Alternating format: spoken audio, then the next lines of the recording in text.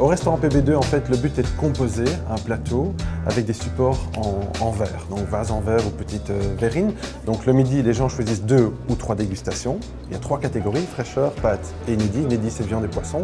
Et le soir, les gens choisissent un élément dans chacune des compositions, dans chacune des dégustations. Et nous, on restructure un petit peu tout ça, on relook un peu tout ça dans des petites verrines, des vases en verre, des supports en verre, et on les présente sur un plateau noir, et tout vient en un seul coup.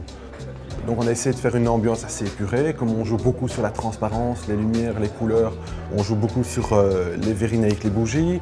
On a créé les tables, des chaises laquées noires pour également refléter un maximum la lumière, etc. Ce qui fait que vous avez un tas de petits points lumineux qui se répercutent soit dans les vases, soit dans les chaises. Bon, ça c'est l'ambiance qu'on aime un petit peu créer au niveau de l'ambiance du soir. Le décor du restaurant est très sympa, avec des couleurs qui font très ambiance un peu cocooning, donc j'adore.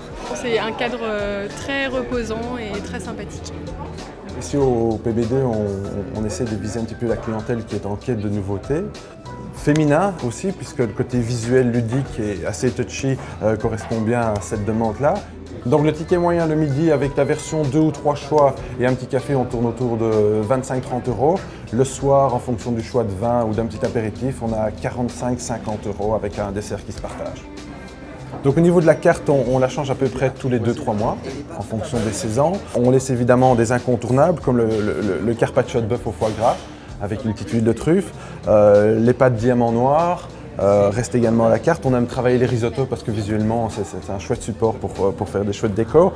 Il y a un plat qui s'appelle la sucette de crevettes façon geisha, qui est des crevettes en nem avec un caviar de tomate et un petit taboulé oriental et avec une petite fiole de lait de coco au curry. Je trouve que la carte est intéressante déjà dans sa présentation.